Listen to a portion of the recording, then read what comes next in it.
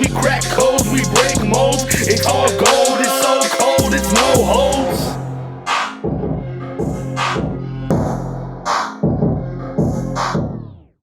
What's up, everybody? My name is Jeremy Duran, and this is the No Holds Podcast, and we have a brand new episode. I want to welcome my friend Prince Kim. What's up, bro? Hello. How you doing? I'm doing good. I'm glad you gave me this opportunity to come on here. I don't really know what to expect, but I'm pretty excited just to talk. Oh yeah, no, me too, man. I'm excited. I'm excited about how this is gonna go. I'm ready. But before we start, I want to send out a shout out to Tic Tac Designs. They are a local digital marketing place, just wanting to get businesses noticed. So if you need something, anything, social media, web design, whatever it is, man, go give them a holler. They are super awesome, man, and awesome people. Man, dude, yeah, we're just going to get started with this. Question that I usually start off with is favorite color. I know it's something simple, but it's just to kind of get your nerves, calm down. I gotta go with blue. I've always liked blue since I was young. I don't think it'll ever change. I know some people change. Yeah, and why blue? Oh, just because. I think just as a young kid, it's just been my favorite color, and it just stands out to me. I like blue. I'm wearing the blue shoes. Dude, I know. I like them, man. They're Oh nice. yeah, Very yes sir. nice. So stick with blue. What is like a favorite hobby that you like to do? Growing up, I've always played sports. I've always loved football. I love watching football. I played football for a long time. And it sounds weird, but right now my hobbies are reading. I've been reading a lot of books. Oh, wow, nice. I know they're opposite ends of the spectrum, but I've been reading a lot of books, and I think that's my number one hobby right now. Yeah. I just love picking up a new book, reading it, and feeling like I have gained all this knowledge or something. No, that's good. Yeah. No, that's kind of something I've wanted to start doing, which I know we do read for as leaders for our youth ministry, but just to kind of, it's like you said, just know more knowledge about different things. No, that's good, man. Mm-hmm. The best advice you've ever received? Oh man, that's difficult. The best advice I've ever received. I've had so many influential people in my life. Man, I might have to come back on that one. I can't pinpoint one. Okay, we'll come back to that. What about the worst advice? Oh man, there's still a lot of that too. I guess kind of the worst advice any young person could have is when they're told to fit some sort of mold. And when I was younger, I was kind of pushed and expected to fit a certain mold. I mean, I think that's terrible advice. It's not very specific, but yeah. I can't think of a specific moment, but in general, just being pushed and kind of swayed into being a certain way, I think that's some terrible advice. So. Definitely, yeah. Oh, yeah. Now, what about if you can go back and talk to your teenage self, what advice would you give them? You had to quit worrying so much. You got to quit worrying so much. I mean, back then, there wasn't anything I didn't worry about. Looking back on it, I mean, I'm no means old, or I don't think so. But I mean, I look back on it, and those things I worried about, it all worked out. And yeah. I mean, I was stressing, losing sleep over these scenarios, and all that stuff worked out for me, the majority of them. And if I could go back, I'd tell myself, just stop worrying about it, man. So. No, that's good. Oh, yeah. I like that. No worrying, man. That's something that even today, that's a lot of people, worry, and then they get so stressed out it makes them sick, Oh, yeah. and it's not healthy, I try to just me being a parent and like head of the household, like I try not to worry. Oh yeah. I don't want to be stressed out. I don't want to see my family stressed out because of that. But no, I think that's so good, so good. What type of friend are you? Oh, if I hope my friends are watching this, but they can answer for you. I'm a big supporter. I mean, I'll support my friends in their dreams, their aspirations. I'm a big hype man. I mean, I love seeing my team win. I love seeing my friends succeed, and I like to be someone who's able to push them. I like being someone who I feel like if I'm the only one succeeding, I mean, I'm doing something wrong. Like, I want to see everyone. Like, that's the kind of friend I am. I mean, if you mean a lot to me, I want you to be happy. I mean, that's what I see myself as. My friends could answer that too. So. No, I love that, man. You know, seeing you and your brother in the gym, you know, I see how you push him and stuff like that's. I love it. Oh, I love it a lot. And you know, talking about the gym, I didn't see you today. Oh yeah. Where were you today, man? You skipped out today? Oh no, we went. Go a little earlier again. We went right after the donut shop because I had to go to town over. So we went at like noon. And I mean, we woke up super early for the donut shop, so we were pretty quick. It was just about an hour. Yeah. And so, I mean, we were still there. Don't worry. I walked in and I was like, man, I wonder if he's just that nervous. He didn't want to come to the gym. Yeah. Like, where's he at? But no. Oh yeah. No, that's cool, man. So back to the question before, like, what's the best advice, man? You thought of one yet or no? When I think of that question, I think back of these coaches, teachers, professors, and if I could pick and choose everything that they said, it's kind of just be who I am. Like, God made me a specific way, and this kind of correlates to what the worst advice is. I mean, I'm not going to be the same as someone else. I mean, there's just no way. I think the best advice that I could put together with all these coaches, all these professors, teachers, pastors have told me, you just have to be yourself and be comfortable. I think that's some of the best advice I've ever received, and that it's been instilled in me that it's okay that I don't have these certain traits or attributes. I'm still someone who should know my own worth because of this and this. That's some great advice that was given to me. Like I said, with even the worst advice, I can't think of a specific one, but in general, all of my mentors have told me something along those lines, and it's meant a lot to me, and it's taken me a long way. So that's good, man.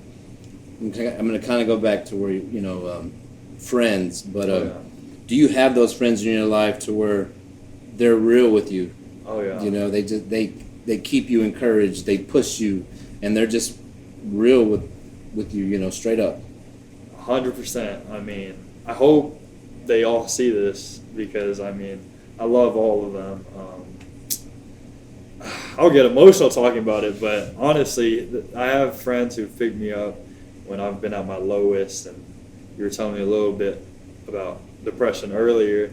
You know, going through states of depression, everyone I feel like has a certain extent of depression at some point, whether they realize it or not, or some state of negative thinking. I wouldn't say just depression. And I've had friends who picked me up at my lowest and it was hard to even get up. It was hard to get up, but I had friends who still checked up on me every day, who went out of their way to, I can't even explain it, but who would go out of their way to support me, my dreams. And back to what I was saying, that's the reason I'm the way I am. I mean, I want to be now I got to give back. Now I got to be the one to motivate, because when I was young, I mean, I had these friends and mentors who sacrificed a lot for me.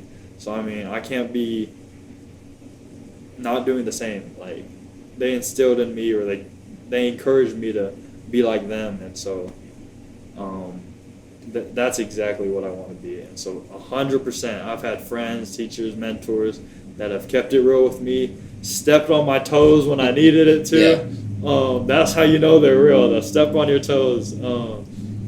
And they've helped me become who I am right now. So. Dude, that's amazing, man.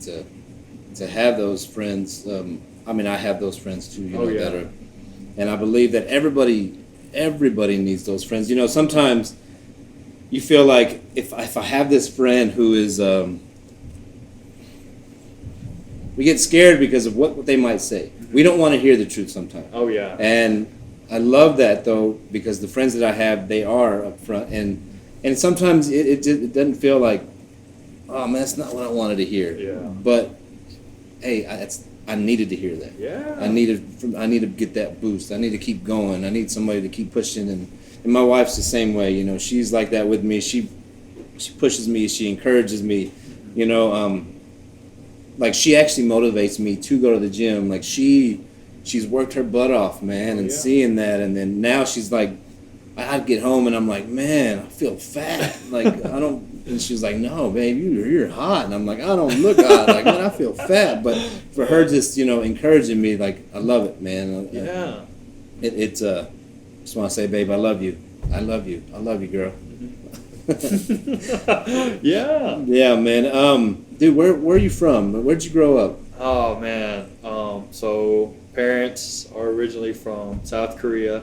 I don't know what city exactly.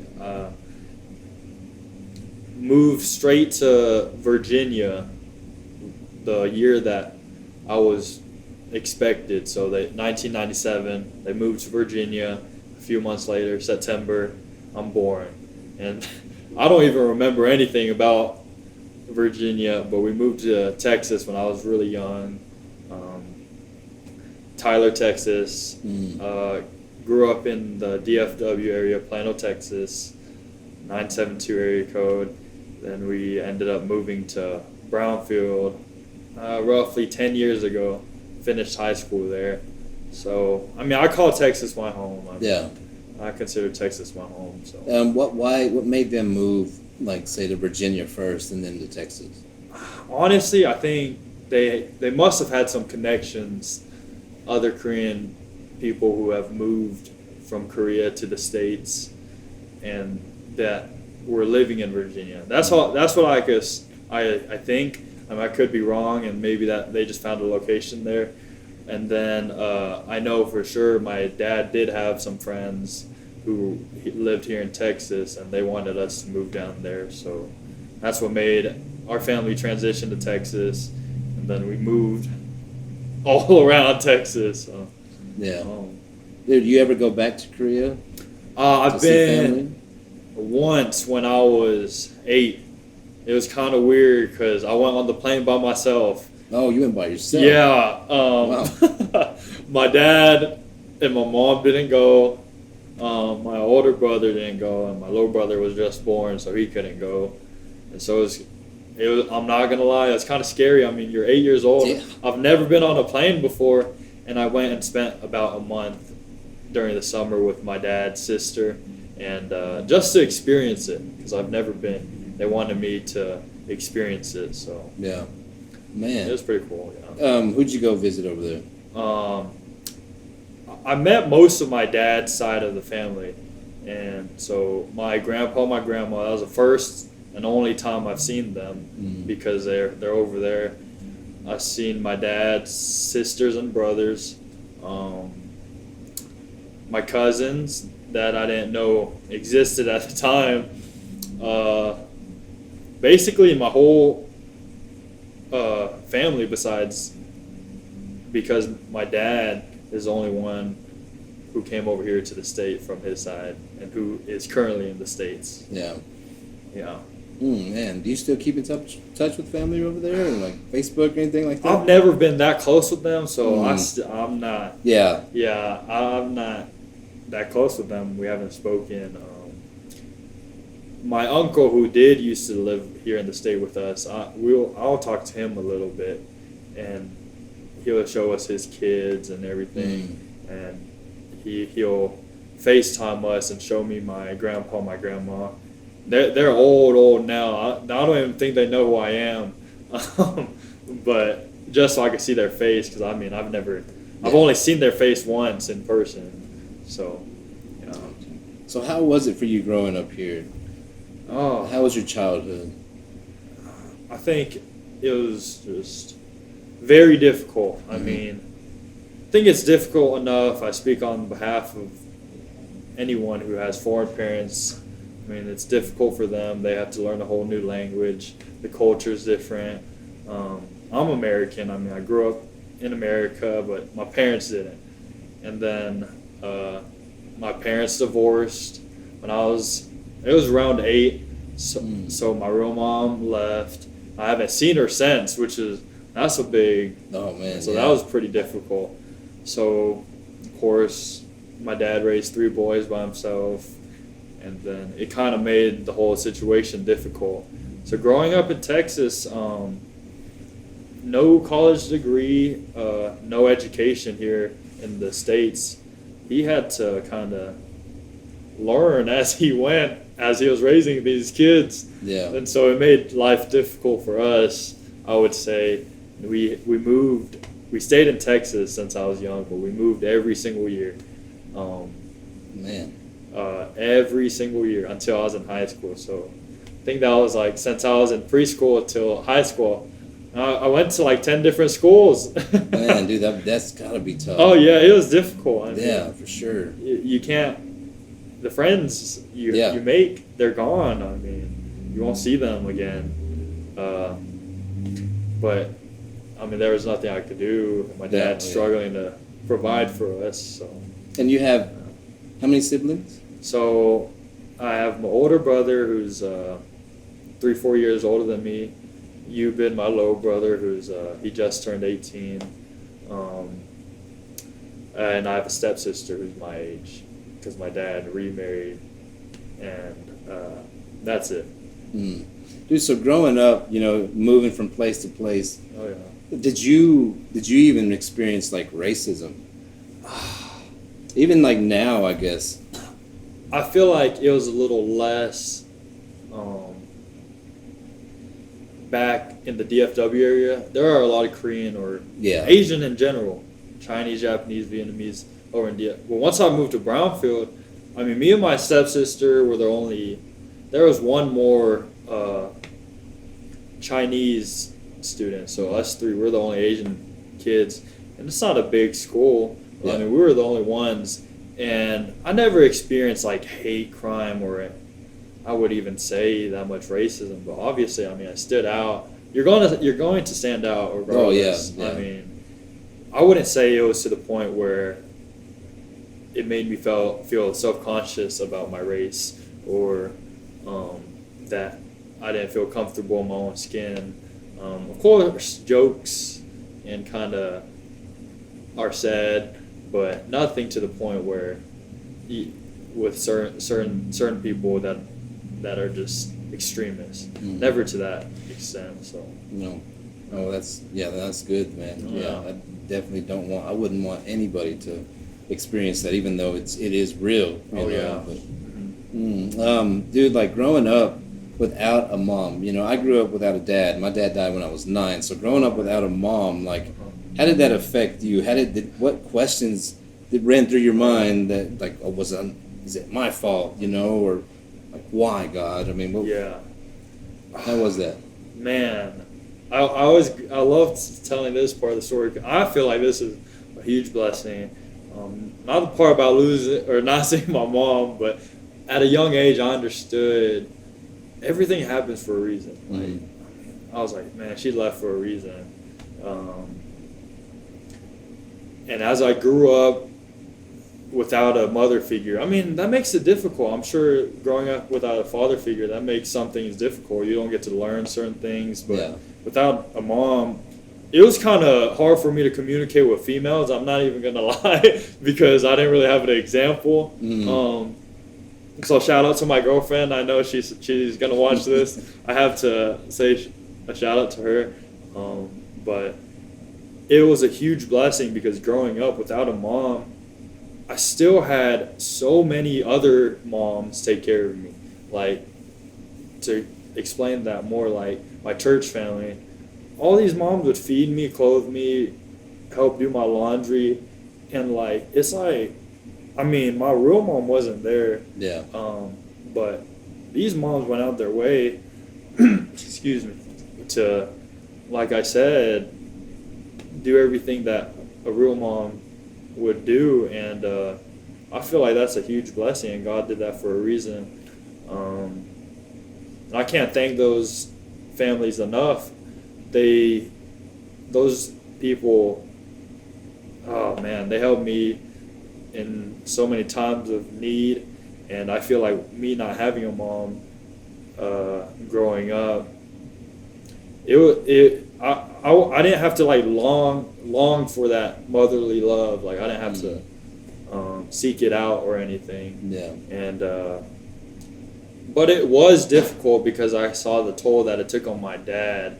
Because any single parent raising multiple children is difficult. I mean, and on top of that, having to learn the culture of the United States, the language barrier that was there, and all of that. So, no, man, that's amazing, dude. You talk about church. Did you?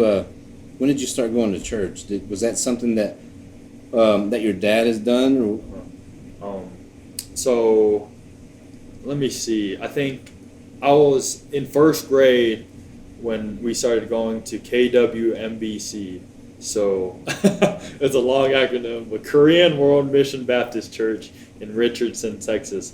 My dad would make all us boys go, and it's a bunch of, or majority Korean people like me, where there were first generation children here like that were born in America, but their parents were from Korea. So I mean, I felt like I belonged. That was a good setting for me, and I went there all the way till I went on and off to that church until I moved to Brownfield. Because even though we moved, I would still be able to go to that church. Even we'd have church members pick us up or something like that, and that was really when it instilled in me going to church and that church body. Like, I can't thank them enough. Like, they honestly did save me from a different path, and that's when they instilled a mindset in me of everything that I believe in right now. I mean, and so that's why I would go back on. I feel like everything happened for a reason. I mean, I went to that church for a reason, and that led to one event, that led to another one, and they took care of me, put clothes on my back, fed me, and I'll forever be grateful. And they'll never take the credit. I already know them. They won't take any of the credit. They'll credit God, which is true. Yeah. But they deserve credit because they also, or from me, they do. I believe, because they really sacrificed a lot for me and my family, and they still do. I mean, even 10 plus years down the road. So, yeah. Man. Yeah. No, it's amazing, that what people can do, how impactful they can be in your life, and oh yeah, I love it. I love what God is doing. I love what He's doing in my life. I love what you coming on here and sharing your story. That's what it's about. Is I guarantee you somebody's gonna listen to this and you're gonna touch somebody's life. You maybe even save them. That's just the. That's why I love this. I love what I'm doing. But like, when did he remarry? So this was a difficult situation. Yeah. Because he remarried when I was in roughly the middle of my 7th grade year. Someone who was from Korea. She flew over here with her daughter and immediately started living with us. Oh, they wow. couldn't speak English, and so this was very difficult. I mean, even now it's pretty difficult because they're separated right now, and my stepsister lives somewhere else. So even right now it's difficult. So I don't really know how to explain it without. But yeah, he remarried and they were together for a while, but right now they're separated. Oh, wow, Yeah. gotcha. When he had first said that they were coming to stay, like, what was your reaction to that? I didn't know what to expect. I mean, I haven't lived with a female since I was a young kid, and they couldn't speak English. That's a huge thing that people take for granted. I mean, if you can't talk to your own family, it's kind of difficult. Yeah. I was kind of just okay. I mean, and it was kind of like, you have to accept it. This is gonna happen. You can't change my mind. Yeah. And so we went with it. My stepsister Suji was in the same grade as me, so we kind of grew up a little together, and she was able to learn English a little better. We could communicate a little better, but it's a situation that was very unique. Especially everything that happened the first time with my real mom leaving, so it was just different. What about your brothers? How were they, like, when they found out, like, okay, we're about to have another mom, I'm about to and a sister, My stepmom took a big liking to my little brother because he was really young at the age, so she babied him a lot. And my older brother at the time was kind of rebellious, so he just didn't listen regardless to my dad or my stepmom. And but my stepmom took a big liking to my little brother, and my stepsister took a big liking to him too because he was a baby and they would always hang out. And I had a pretty good relationship with them at that time when it first happened, but we were all kind of just like, oh, is this happening? Like, that's something that changes your life. I mean, that's something that you have to. It changes a lot of aspects of your life. So it was difficult, for sure. I mean, but there was no, I don't want to do this. You know? It's like, no, this is how it's going to go. Oh yeah, yeah. What kind of impact did your older brother have on you? Oh man, see, I don't know if he's gonna watch this now. See, I don't know how much I can say. He, as any younger brother is to the older brother, I would say, man, you look up to them. Yeah. I looked up to him. I followed him around. I was like the little, someone said the other day, a chain and ball, where you're dragging the ball or whatever, and it's connected to you or something like that. I was with him wherever I went. Then, like I said earlier, he started getting rebellious, doing things that he shouldn't have. That's when we kind of went our separate ways. Like, that's when I grew up and I knew, I felt like I had to put the family on my back because he was going to do his own thing, which is okay. Yeah. Like, if he didn't want to have any part or do anything with us, I mean, that's all right. That's on him. And like, if he, because he moved away for a long time, and I was like, all right, well, I'm gonna put the family on my back. I'm gonna be the man. I'm gonna do this. I'm basically the oldest. I'm the oldest. Yeah. And it was just that I didn't want to choose that path he went down, and I think that I take it back on everything happens for a reason. I mean, if he wasn't around, who knows? I could have been down the same path he went on. And my little brother would be in my shoes. So I feel like God allowed that to happen for a reason. But without getting too detailed, it's just it came back to I didn't want to live the life he wanted to. Yeah. And I knew that at a young age. So that kind of hurt our relationship, and it's still kind of mending because after years of that, and you kind of feel betrayed, like you turn your back on the family. It's difficult to rebuild a relationship just like that, So, oh yeah.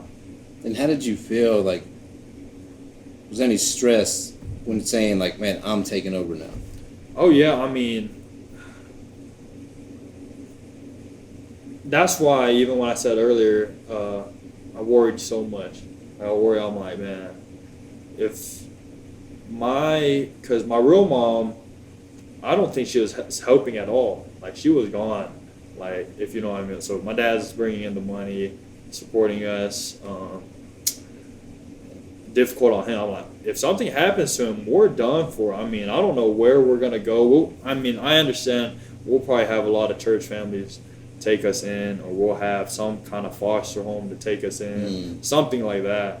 I mean, but even at a young age, when I was like in middle school, I mean, I knew this stuff once my parents split, and then stepmom and my dad split, and I'm like, I knew this. I'm like, okay, if something happens, like, I think that's a wrap. I'm not sure.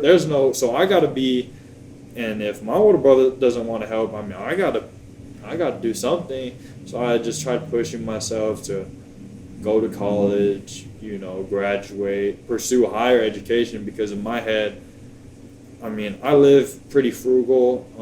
I don't need that much money or materialistic things, but I knew, I was like, if I'm gonna have to provide for my brothers and my dad when I'm older, I'm gonna need a good job. Like, that's the end of it.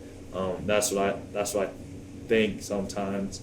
So I felt like I still put a lot of pressure on myself, but like I said earlier, I try not to worry about it, because I mean, I'm just gonna stress and die young. Yeah. No, you don't want that. Oh no, but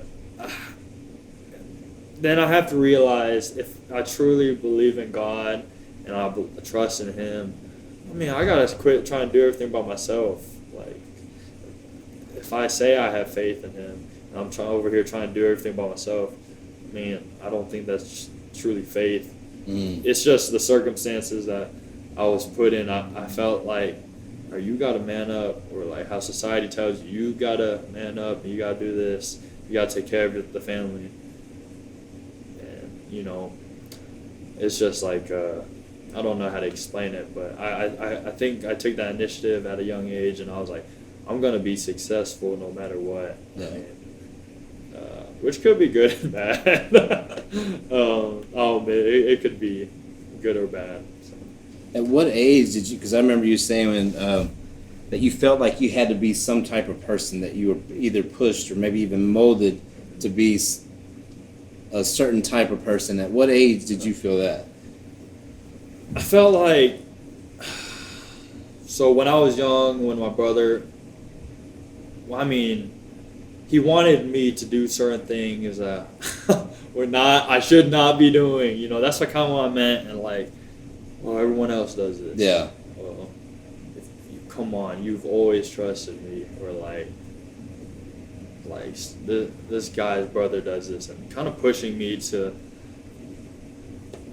fit this mold because other people do it or something. And that's kind of what I was talking about. That's some terrible advice from someone who's older than me giving to me. And I realized that, I don't know how young I was. I was probably in middle school before then, so I was still pretty young, but I was able to realize, I don't want to do that. I mean, no, yes. What are you talking about? Like, I don't want to do that. No, that's good, man. I know you said like you like football a lot. Oh yeah. Middle school, is that where you started playing football? Oh yeah. So I started in 7th grade. I was absolutely terrible. I made the B team. I don't even know. I can't even hardly remember if I played very much. I'm trying to remember. Oh, all right, 7th grade. I just remember I was very terrible. But I like to work out. I loved working out. I loved getting better in anything I do. I loved it. So I always worked out. I always. So even back then, you liked to work out. Oh yeah. It started young. If I'm being honest, I would be watching like some TV shows, like Dragon Ball Z. I don't know if you ever heard that. Mm-hmm. Man, they'll be going Super Saiyan. I'll be doing push-ups. I'm not even playing. Like I'll see them training. I'll be doing push-ups in my room, or I'll be doing it in the closet. So when people are asleep, and I'd be doing sit-ups, and it started at a young age. I've always, then 8th grade, I got a little better, but I moved schools, so it was kind of difficult. I moved schools again my freshman year, and I wasn't. This is crazy too because I wasn't even supposed to. I moved to Brownfield in the middle of summer, so like I was a week or two out from starting two-a-days. And I didn't even know they were gonna start. I mean, I just moved across 6 hours away across the state, and I just happened to get connected with the youth pastor at that exact town. We just happened to go to McDonald's, and the head football coach was there, and Jonathan, my youth pastor in Brownfield, just said, "This is Prince. He wants to play football." And Coach Welps, who's awesome too. Both those guys are awesome. We're, all right, you could come next week. And played my freshman year, made varsity the next year. Was on varsity my sophomore, junior, senior year, and I was with every year I was driven more and more. I was like, oh, I could really do this. I could go play college ball. Like I could do this. So it started at a young age. I always wanted to better myself, and football is just playing with the boys and playing with the guys. Is just there's no other feeling. It was a great experience, And you did go off to play college, right? Oh yeah, so I went to Wayland Baptist. Originally, when I was a senior, I felt like I had my best season yet. What position did you play? I played inside linebacker. I was pretty undersized, but I still felt I had a lot of belief in myself. If I worked hard enough, I'd be able to make a team, a college team. So I got an official visit with San Angelo. They're a D2, and I felt like, oh, they're gonna offer me. Oh, I sent them my film. I was in good contact with their coach. They let me be on the sidelines and gave me like a name tag for one of their home games, and they fed me and all this stuff. So I was like, oh, they're gonna sign me. There's no way. And then no contact for a while. So I was like, oh, I mean, signing day's coming up soon. I don't know if they. I don't know what they're waiting for. But I sent all my film to all these colleges in Texas because I was like, I gotta go somewhere. I gotta go somewhere. And then Wayland Baptist, Coach Hinelholtz, who's also a great influence, called me. We'll offer you a small little scholarship. You come play for me. I took it. We signed with my buddy Kobe, who played. He was an All-State first team defensive back. He was way more talented than me. And I mean, we were both going room together, so we both went to Wayland. And so then I played 4.5 years there, which was great too. And I'll never forget it. I mean, I didn't really have any aspirations to go to the NFL or go pro. I knew my career was ending there. I didn't want to. I was satisfied with that. I wanted to play college ball 100%, but I never had dreams of I'm gonna go to the NFL. Like, oh, I'm gonna go. Yeah. You know, so. Like you're talking about dreams. Like what is your dream?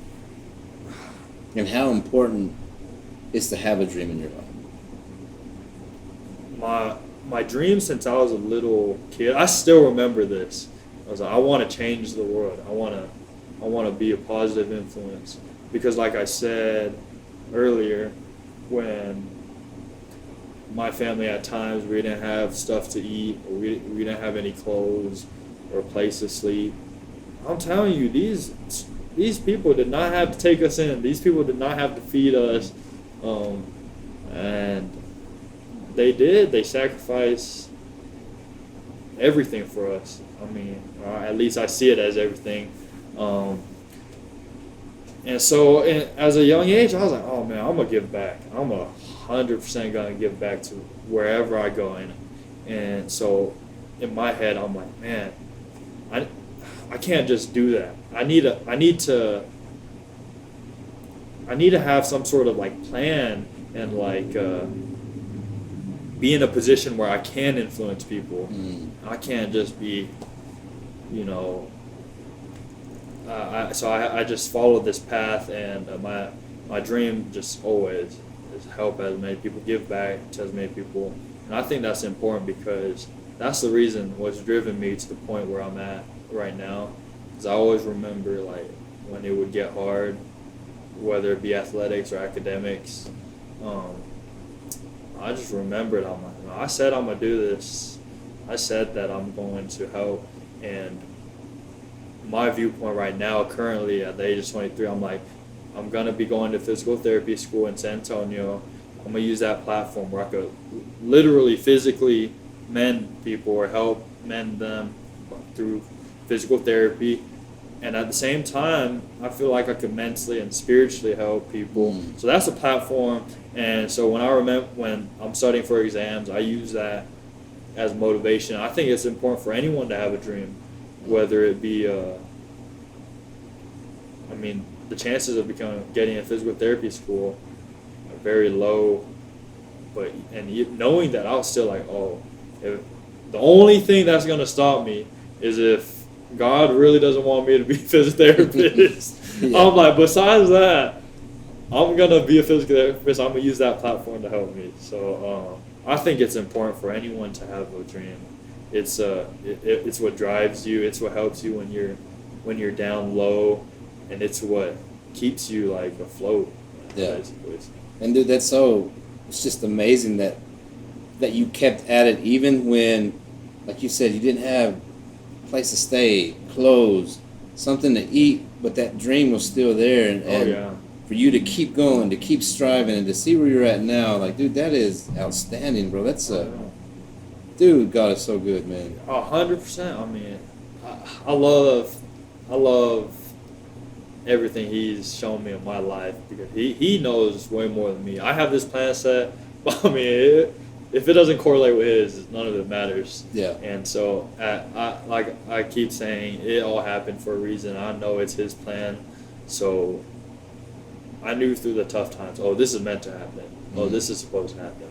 This is supposed to happen. I kind of just told myself, this is supposed to happen. Yeah. There's a reason for this. Yes, sir.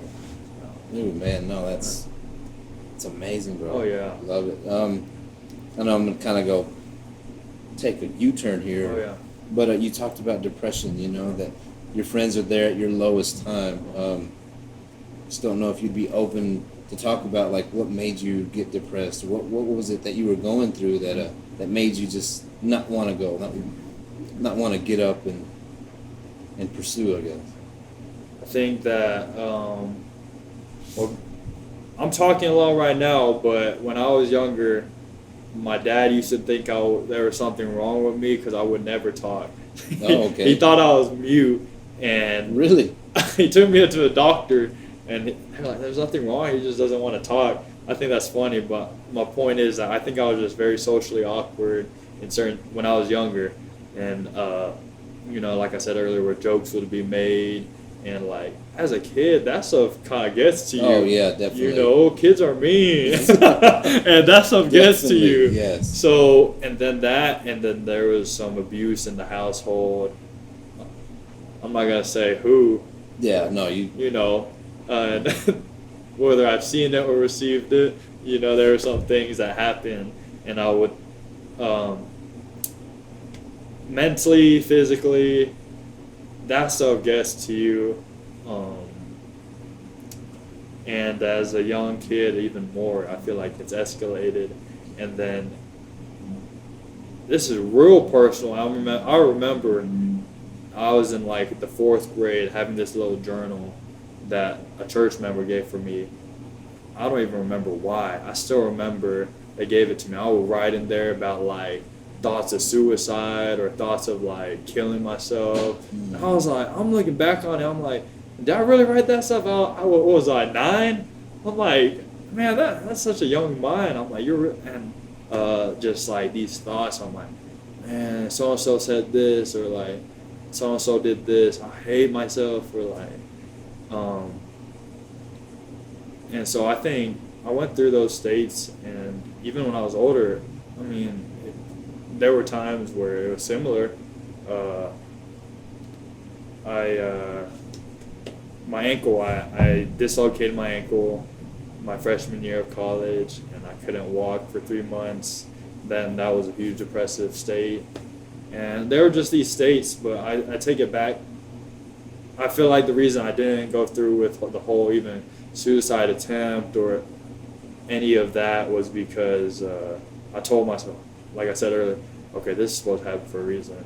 And then I also did have friends, even though with all the negative, who had my back. But I mean, I'm sure either you know this or your wife knows this. When you're depressed and you're trying to receive help, it's difficult. Like, it's kind of like you don't even, you kind of push people away that are trying to help you.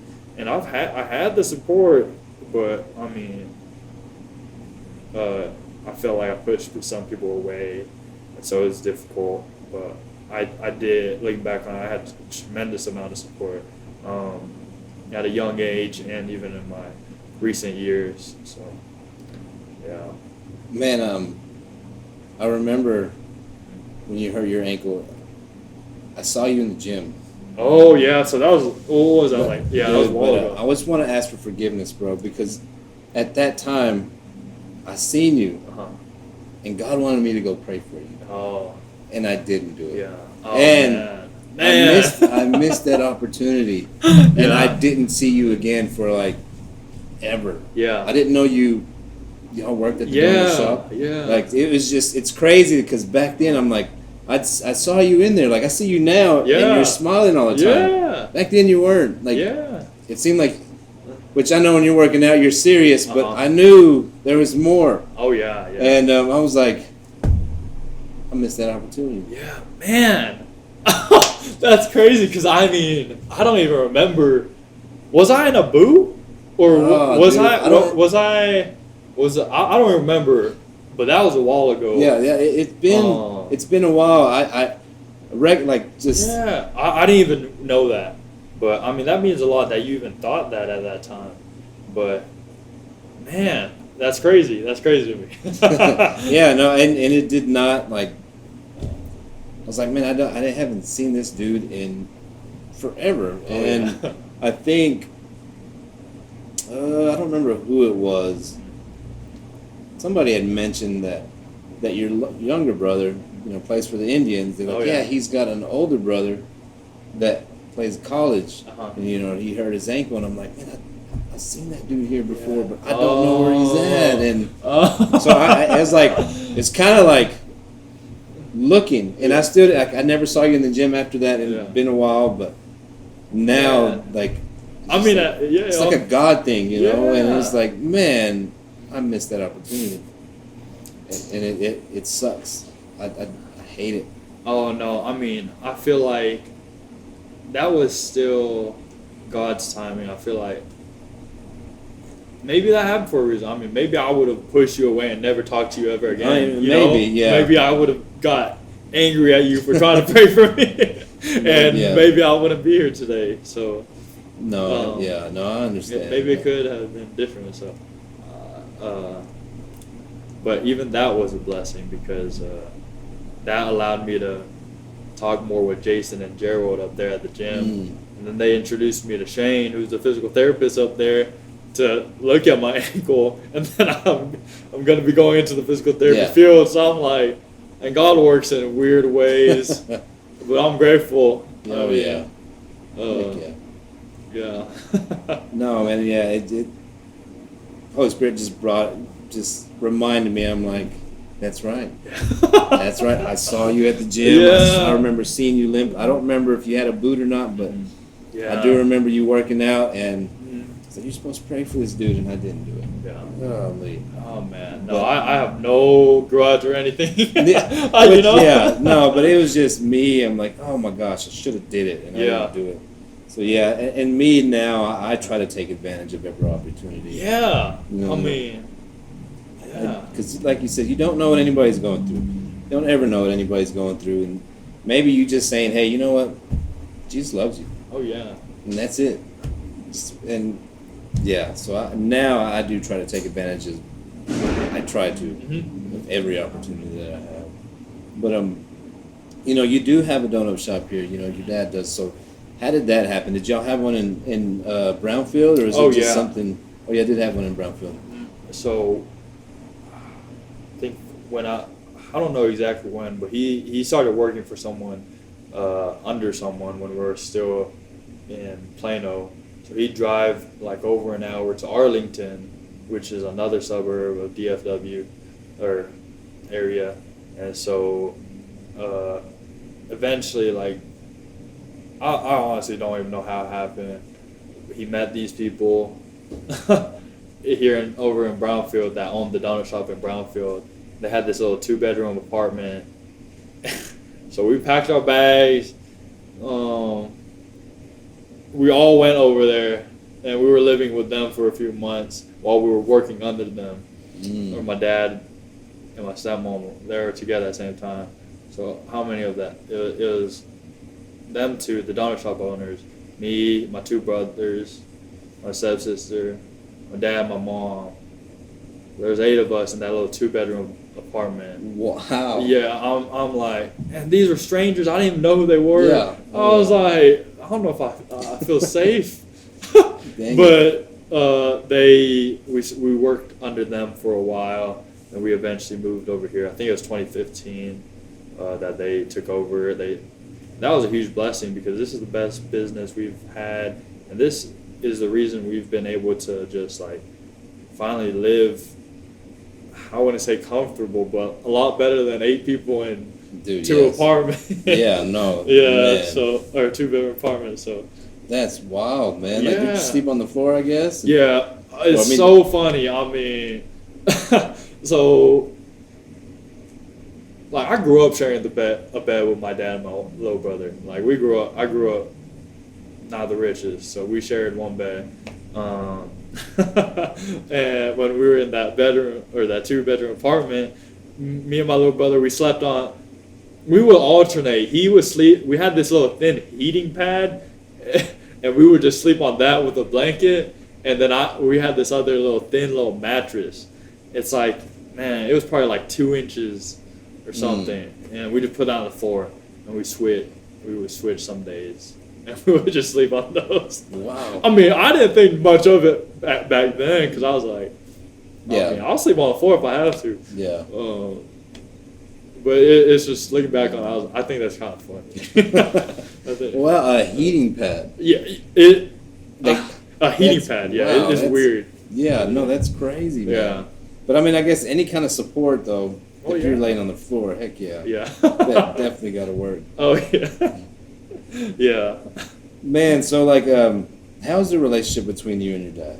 Oh, I mean, I think I laugh at it. I think it's funny because, don't get me wrong, we've had our share of fights. He's yelled at me plenty of times, a lot of times, and I've gotten angry with him. I mean, I'm sure you're a parent. I don't know how you are with your kids, but I think a lot of my friends argue with their parents at some point of their life, and I have with my dad, but he knows that I'm driven to be successful so I can help him out, and he's working every day, 7 days a week to help me out and my brothers, and it's kind of like we joke around, we get mad at each other, whatever, but at the end of the day, we know like we have each other's backs, and there is still a language barrier. I don't know if you talked to him before, but I've seen him. I've never really talked to him. But I've seen him. He's lived in the States as long as I've been alive,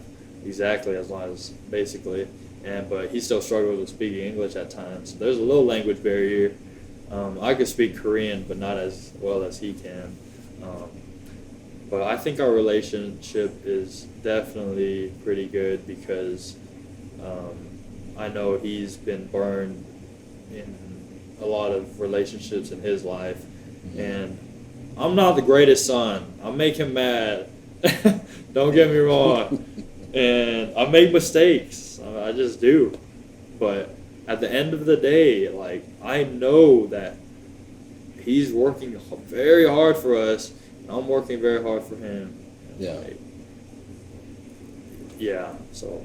No, that's good. I know you said you wake up at what time did you get there? Oh, man, yeah. So today, we usually don't, but me and my little brother, my dad goes at like 12 or 1 in the morning. So, and my older brother, he's been starting to work with us. He'll go at like 3 or 4 in the morning. And then me and my little brother, we went at 4:30 in the morning today. we usually go at like 5 or 6 so that my dad and my older brother could go home because they do the first shift basically. 12 midnight. Yeah, it's crazy. Wow. Yes. So Yeah. because we got made the donuts, we open at 4:30 and we're open till about noon, 11 to noon, depending on if we sell out or not. And it's just like it's a everyday thing. I don't think it'd be as bad if maybe it's 5 days a week or 4 days a week. Yeah. But it's just that my dad, he's the one who makes all the donuts. He's the one who does everything, and it's good that we help him out, or at least try to. I'm not very good. I can't make any of the donuts. I don't know how. Oh, dang it. Yeah, and then your brother, like your younger brother, he works then, I guess in the morning, and then he goes to school. Yeah. Oh, well, he's doing online school now. Oh, he's doing online school. Because a lot of the kids were able to opt out because of COVID. Oh, okay. And, yeah. So that's the only exception because of the virus pandemic. Yeah. Okay. Yeah, I thought he was doing that and then still going to that'd school. be tough. Yeah. Yeah, I mean, it's like, wow, man, this dude. Yeah, wow. he's grinding. I mean, even then, he still does his schoolwork at the donut shop, which is still difficult. Yeah. No, man. What kind of impact has your dad had on you? I mean, man, I hope he doesn't hear this because he's gonna get a big head. But he's my hero. Like I said earlier, I just don't know anyone or many people that move countries with the dream of starting a family, providing, because opportunity in Korea at the time, he said it was terrible. Like there's just no. And when I visited, like my dad's family, they weren't living in very good conditions, and so I mean we would have been like that. And I know we struggled here, but now I mean we're able to live decently, and he's been my hero because he's done things that raised 3 boys by himself for a long time, and then even now he's about to be 57, which is I guess still pretty young in the whole scheme of things. Works 7 days a week for us. It's just you see that with the outside perspective, you have to respect it. I mean, you have to be like, all right. I mean, I can't be a bum. He's busting his butt for us, and that drives me. So his impact has been huge on me. Me personally, I won't speak for my brothers, but I've just seen everything he's gone through, and he's pretty humble. He just puts his head down and he works. So, but I still notice it. I still notice how much work he puts in, and so he's had a huge impact on my life. Yeah. For Man, sure. that's amazing. Man. Oh, That's yeah. good. Heck yeah. And I know with your brother. You said your other brother works there too. Oh yeah. What kind of impact have you had on him since he's came back? Because I know you said he went his own way. Oh, yeah. I'm not sure for how long he was out, but for him to come back and to see you succeed, what kind of impact have you had on him? I mean, because he's been gone for a few years. I don't know the exact. I'd have to think about it. But he came back, and he didn't work at the donut shop at all. He just stayed home while me and my little brother went to work every day during my school break. Because he came when the COVID pandemic really ramped up. Oh, what was okay. it, like last March? April, or maybe even before. It was sometime last year. And so we still work because we didn't close down shop. And I think I can't speak for his behalf. And even now we don't talk very much because, like I said earlier, the relationship was kind of broken. It's kind of hard to mend. I think he's definitely noticed that he was a person who, when I was younger, would put me down saying certain things that I wasn't good enough to be this, but now he sees where I'm achieving certain goals that weren't deemed possible for our family. You know, I graduated with a bachelor's, the first one in my family. I'm going to go for a doctorate currently. And I think he notices this stuff, and I can't tell you exactly what his feelings are. They could be positive or negative, but I'm like 100% sure he notices. And I hope it's having a good impact on him. Yeah. And maybe I need to take more initiative to find out if I am, but at the time, I'll be honest, I'm not sure what he feels. Yeah, no, I know that he had worked out with you guys for a while. Yeah. So I mean, you can definitely tell something. Like he does see something to where he wants to be around. Oh yeah, for sure. So yeah, I can definitely see that. Yeah. You brought that up. He used to, before I went to go back to school for this last semester, every day in summer we work out together because he's real skinny. And so he wanted to bulk up a bit and get a little bigger. So I was like, I mean, he never gets out of the house either besides the donut shop. I was like, all right, you can go to the gym. And I mean, we meet people like you, great people, Kyle, Gerald, Jason. You could talk, socialize a little bit while you hit the weights. And that would be good for him. And so we did that for a while. I guess it's kind of died off. And that's something that I need to put on myself. Like I said earlier, I love motivating people. I'm like, come on. My little brother didn't want to go either, and he was getting kind of chubby, and he knew it. And so I was like, you got to go. So I'm motivating him. So then I think he does also want to come, and but I think he feels like he needs to be asked, or else he feels like he's a burden. I could be putting words in his mouth, and this could be completely false, but that's what I think. No, I definitely understand that. But man, I'd ask. Oh yeah, you're right. I would ask for sure. One more thing before we cut off. You had said it was kind of hard for you to speak to girls. How did you meet your girlfriend? Yeah, my girlfriend's gonna love this. Oh man. I don't know how personal you get on here. Dude, it's like you can say pretty much anything you want. All right. So, I'm just saying, we grew up, for the majority of my time, it was my dad, uncle lived with us for a little bit, my older brother, my little brother, we're all dudes. I don't have much female interaction. I don't know what it was. My hands probably got sweaty. I would probably start sweating if a girl said anything to me. I was really socially awkward. I mean, I still am, but I mean, to some extent. But back then, it was bad. If a girl even said hi to me, I thought something was wrong with me. Maybe she is like gonna point something out wrong with me. I was very insecure, My confidence has gone up as I grown older, but back then it was difficult, and that's an excuse. I don't blame it on that because I didn't have a mom, but I do. Yeah. And so I didn't know how girls acted. I don't really know what they did or like how they liked being talked to. I didn't talk to any girls all the way up to even until high school. I've never had a girlfriend. I made mistakes in high school, don't get me wrong, but never had like an official girlfriend. I've never dated anyone. And every time a girl tried talking to me, I was kind of like scared. I mean, I don't know what it was. Maybe it's the insecurity. It's so funny you brought it up. But then my girlfriend, when I moved Brownfield, I was a freshman. She was a sophomore, so she's a year older than me. We went to the same church, Calvary Baptist. There are some great people. I was telling you about Jonathan. He's a great person, and they took me in. And I knew her. We'd always go to the lock-ins, leadership camps, church camps. I always seen her, and she was like a friend.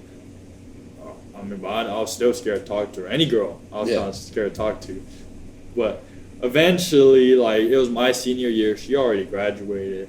She was like, Prince, I need to talk to you about something. And I was like, okay. Or I don't know. Up to this point, I'm 17, 18. I've never had a girlfriend. I'm still kind of oh, this is what I meant, because my friends the year before, they're like, man, Prince, we love you, man. I think you know how I'm going. And they asked me a question. They're like, bro, but we got to know, like, Yeah. are you gay? I was like, you don't talk to any girls. Like, you're on a football team. You could, dude, these girls, they're, like, you could talk to them. Like, and I was like, dude, no, like, I think in my head, I also had it reserved, like, oh, I can't have sex till marriage. So if I talk to a girl right now, I'm going to have sex. Or, like, Yeah. you know, all these thoughts in my head. And I was like, bro, no, dude. Like, and so they were big hype guys behind me. They're like, dude, you gotta get a girlfriend. You gotta go with that. And so Carissa is my girlfriend's name. I love her, and she first talked to me. I was like, we could talk today. She's like, I was like, I gotta go do laundry. You could meet me at the laundromat and we could talk. So I was over there folding my laundry, and she talked to me about how she felt like she was pretty depressed, and like she saw me as someone she respected because I was a leader in the youth group, someone who, you know, I would say she said she admired who I was, you know, at that time. I mean, I'm sure she still does, but I'm saying I was 17, 18, or whatever. And she felt like I was a little more mature than the other guys, so she felt like she was able to open up with me. And we talked a while, and then that led to one thing. We eventually started dating, and then we've just been... We did have a break. She's probably going to be mad that I said this, like in 2019, but besides then, we've been together since, what was that, 2015? 2016? So... Oh, wow. Yeah, I credit God with that too. I mean, he worked in weird ways. So how was your first date, man? Like, man, I hope she don't get mad, but I don't even remember her oh first date. yeah, she gonna get mad. She gonna get mad at you. I mean, because so we had an apartment in Brownfield. Me, my stepsister, just my little brother. Just us three. And so she would come over and we would just hang out at the apartment. We wouldn't really, I mean, I was a high school student. I worked at United, but I wasn't making big bucks or nothing. But we would like buy some food, cook it at the apartment, eat, watch a movie. It was never like, and she's not one to consider that you have to go out you have dress up for it to be a date. So I remember though on her birthday I asked her to come and we watched a movie, and I think I bought like some snacks or something, and it was all good. It was all like there was never anything bad. Yeah, I felt like so. No, man, that's cool, man. And what about like, have you met her? Pretty sure you've met her parents. Oh, She's yeah. met yours. So how was that? Oh my goodness. Man, I'm spilling out too much, but my parents, they disagree with the choices I've made in my relationship selecting because they think that it'd be better if I met and married a Korean girl so that there wouldn't be a cultural or language barrier. Gotcha. I understand that. Don't get me wrong. Like, I can see where they're coming from. My dad's coming from, and my girlfriend's Hispanic, so I could definitely see where he's coming from. And her family is not in terms of wealth and like prestige. They're not very high up. And so he said, you want to find someone like, or at least try to find someone who's better than you, who could help you, because he's not bashing her. He's like, I like her and she's a great girl, but I'm just telling you these things like, because you got to take this into account, because once you're married, he's been divorced and he's been burned, and he basically just doesn't want that to happen to me. So he's just telling me this, but I'm like, I mean, I'll take that advice, but like, I can't make that decision solely on your your decision. So I'm full go with this girl, Carissa. I mean, she's waiting. She's got an internal time clock. She's waiting for me to pull out a ring. And I'm just like, I got a lot of pressure. You can help me out with it. You've done it before. But and her parents their whole family loves me. They think I'm funny and outgoing, and Heck yeah. they treat me good too. My parents treat her good if she comes over to our house, feeds us. But those were just some advice that he gave me. Dude, I bet her dad's afraid of you, bro. Oh no! You're like, I've seen you in the gym, man. Oh You're yeah, no. little Hulk over there. He's pretty short, but he's big too. So I don't know if he's afraid. I'm like a teddy bear. I'm not very mean. Yeah. Oh, man, no. I love your personality, man. Like I said, I've seen you at the gym. You just always have a smile on your face, bro. So I love that, man. That's good, sir. man. Yes, That's sir. good. Yeah. Dude, anything else you'd like to share before we cut off here? I should have probably planned it out before, but no. I mean, if you don't have any more questions, I think that's about it. You basically asked me as much as you could. I tried to anyway. So yeah. Dude, heck yeah, man. Again, dude, I'm honored for you to be on here, and just hope we can keep this friendship up even after the podcast for sure, man. Oh yeah. Proud of what you're doing, dude. Keep it up, man. Yes, sir. Keep No, it up. I appreciate you even bring me on. This is a great opportunity for me to just be able to speak to you and just kind of share my story. Yeah. Like you said, anyone could be listening, and this could help them through whatever they're going through. So. Yes, sir. Well, all right, man, and that's gonna be it for tonight. But until next time, we are out. Peace. What's up, everyone? Thank you for watching. Go ahead and go subscribe to my YouTube channel for new content. Also, go to social media and go follow me on there. And don't forget, follow. Peace.